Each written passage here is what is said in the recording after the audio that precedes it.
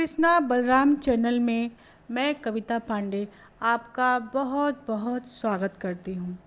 आज हम आपको बताएंगे कि हमारे कर्म हमें कैसे पलट कर मिलते हैं। आप रहिए वीडियो के अंत तक, सुनिए कर्मों की कहानी।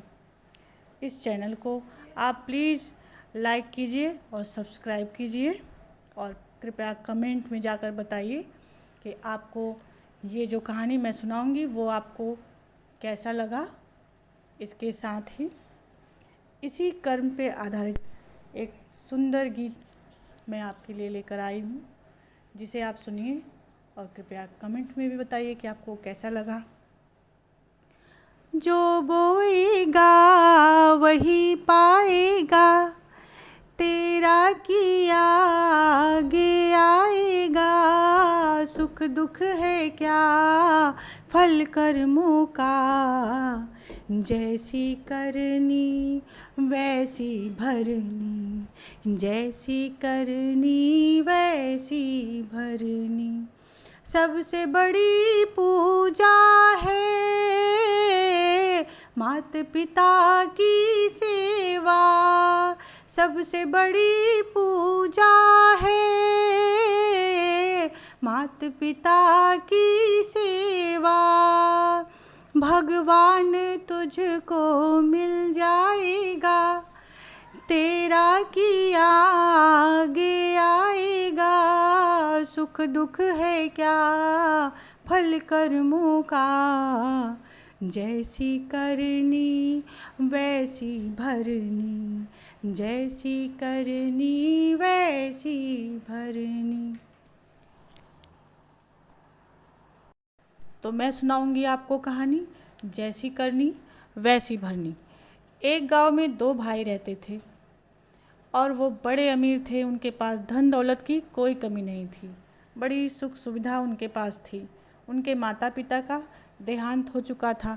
बड़े भाई की शादी हो चुकी थी, पर छोटा भाई बचपन से ही बीमार रहता था। माता पिता थे तो उसका इलाज करवाते थे। उनके जाने के बाद उसके इलाज में कुछ कमी आ गई। इस कारण धीरे धीरे वह बीमारी उसकी गंभीर रूप लेती गई। अब तो वो बिस्तर पर पड़ा रहता था। बड़े भाई और भाभी ने सोचा, इस तरह तो इसके इलाज में धन का नुकसान हो जाएगा। और इनके मन में पाप और कपट लालच ने जन्म ले लिया। फिर तो उन दोनों ने वैद्य जी से मिलकर निश्चय किया कि इलाज के नाम पर हर रोज़ एक ऐसा जहर दिया जाए जिससे वो धीरे धीरे ज़्यादा बीमार हो जाए और एक दिन इसकी मृत्यु हो जाए। और ठीक उसी प्रकार उन्होंने वैद्य जी से मिल के किया, जिससे उसकी मृत्यु हो गई शीघ्र ही।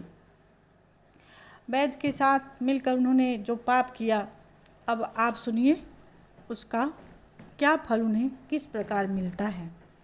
फिर उनके पास उसकी भाई की भी सारे धन दौलत सब उनके पास आ गया और वो पहले से भी अधिक धनवान हो गए और उनके पास पैसे रुपए धन दौलत की कोई कमी नहीं थी। बहुत खुश थे वो।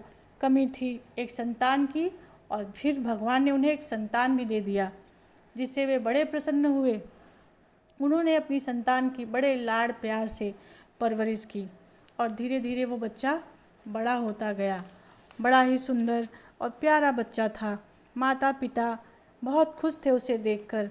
बढ़ता हुआ बच्चा उनका एक दिन बड़ा हो गया और अब उसकी शादी और विवाह की बातें होने लग गई। फिर क्या था, एक दिन आया जब उसकी शादी भी हो गई, उसकी पत्नी भी आ गई, एक सुंदर बहू भी आ गई घर में। अब तो उनका घर और ही सुंदर और खुशहाल हो गया। अब तो वो और भी पहले से भी ज़्यादा प्रसन्न और खुश मिजाज हो गए। घर में उनके किसी प्रकार की कोई कमी नहीं थी। फिर कुछ समय के बाद उनका बेटा भी बीमार हो गया और उसके लिए उन्होंने बहुत सारे वैद्य को दिखाए, बहुत इलाज करवाते रहे। करवाते करवाते उसकी बीमारी का कुछ पता ही नहीं चला और वो बच्चा जो कि अब बड़ा हो चुका था, उसकी शादी भी हो चुकी थी और वो इतना बीमार हो गया कि उसका इलाज होना मुश्किल हो गया और उनके पास जितने धन दौलत संपत्ति थी उसके इलाज में समाप्त हो गया। उसके भाई की दौलत भी और इनकी दौलत भी उसकी बीमारी में इलाज करते करते ख़त्म हो गया।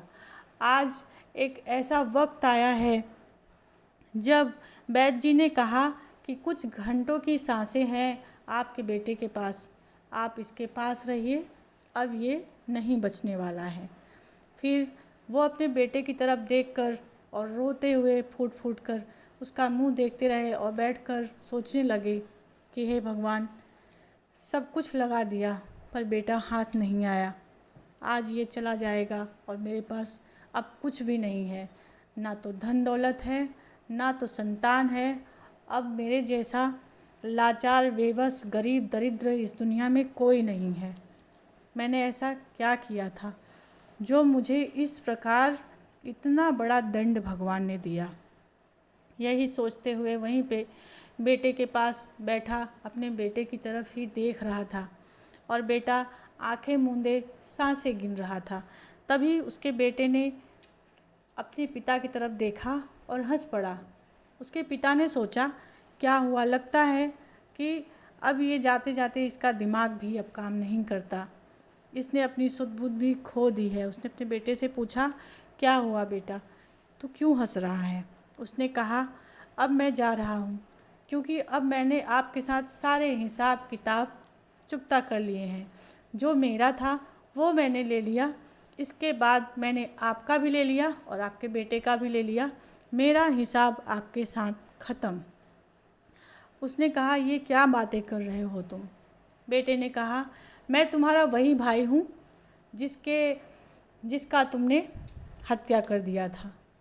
एक वैद्य के साथ मिलके तुमने मुझे जो जहर दिया था उससे मेरी मृत्यु हुई थी और अब मैं ही वही भाई हूँ और तुम्हारा बेटा बनके मैं तुम्हारी सारी संपत्ति, सारा सुख और तुम्हारा बेटा भी लेकर जा रहा हूँ। ये है तुम्हारे कर्मों का फल।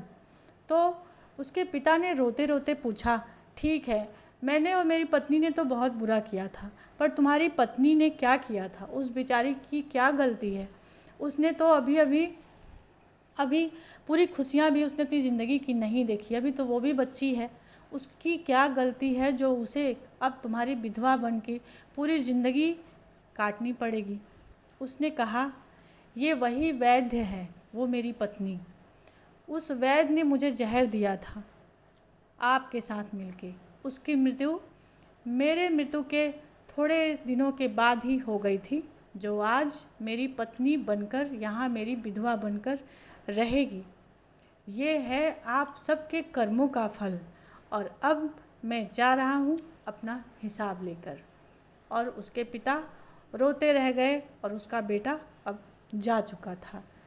इस कहानी से हमें यही प्रेरणा मिलती है कि कृपया आप सभी और हम सभी, इस दुनिया का हर इंसान कर्मों को बड़े ध्यान से करें, क्योंकि हम जो करेंगे वो हमें मिलेगा ही मिलेगा।